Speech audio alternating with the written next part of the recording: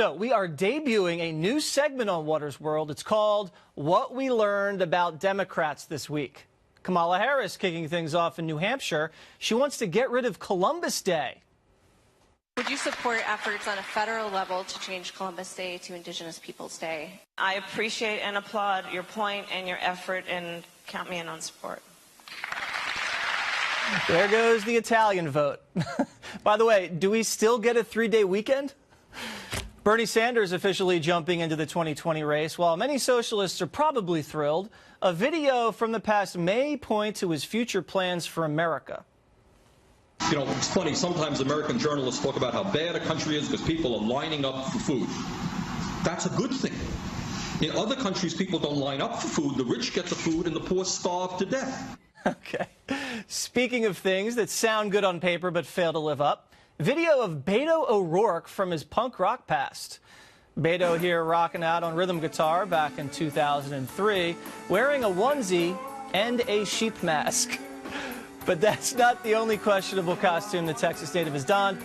Beto here dressed to impress, wearing a dress? But even scarier.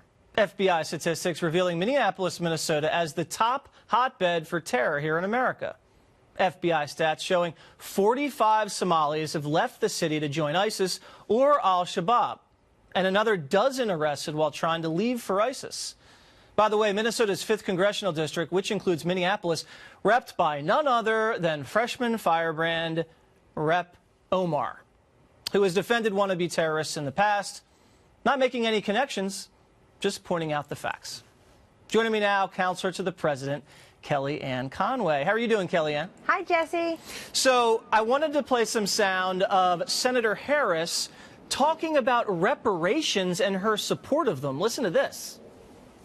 America has a history of 200 years of slavery. We had Jim Crow. We had legal segregation in America for a very long time. People aren't starting out on the same base in terms of their ability to succeed. And so we have got to recognize that and give people a lift up. So you are for some type of Yes, I am. reparation? Okay. Yes, I am.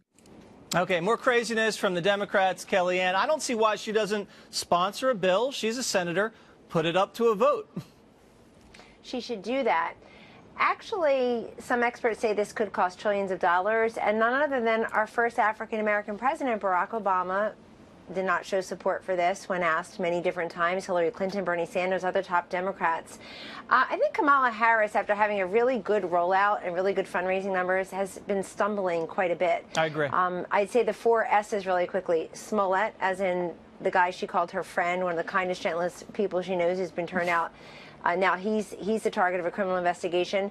Socialism, she said she's for Medicare for all. How many people who work in the private insurance industry in her home state of California would lose their jobs if we had Medicare for all? 180 million people or so would lose their private insurance. Also, I would say the smoking. Her own father came out against her, saying, how dare you stereotype our Jamaican heritage by saying smoking pot is okay. And then, of course, shopping.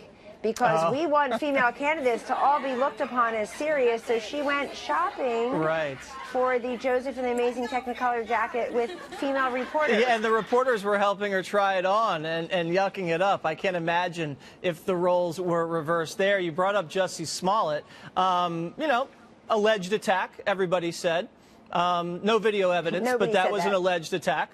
And then we have an actual attack, so we believe, out in Berkeley, where a Turning Point USA young conservative student was punched in the face. Video evidence, let's watch. Jesus Christ. What?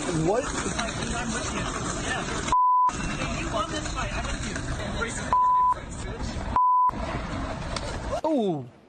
Wow, right in the kisser. So how do you, Kellyanne, reconcile, you know, these political hate crimes, which I believe those are, and we have a guy later in the show who got a gun pulled to him because he was wearing a MAGA hat. Now you have a guy getting punched in the face. And then these other hate crime hoaxes and Jussie Smollett, which gets so much attention. There's just very unbalanced coverage.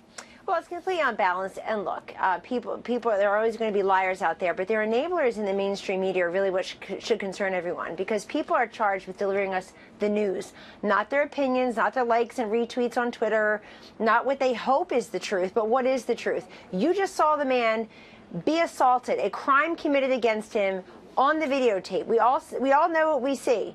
And yet, when Jussie Smollett came out and gave his account, all the headlines, all the comments, none of them said Jussie Smollett says he was attacked. It says he is a victim of a racist, homophobic attack by MAGA people. Very few people, if any, in the media use the words alleged or even just attribute it as his account. The only question they had was, is it a hate crime? And look what's happened there. Yeah. So what's happening is the whole First Facts, truth crowd really invents their own according to who the perpetrator is, who the victim is. But I want that guy found who punched and assaulted. That is a crime. What you saw, that guy should be found, expelled from the school, and held to account in California. All right. Thank you very much, Kellyanne. I appreciate it. Thank you, Jesse.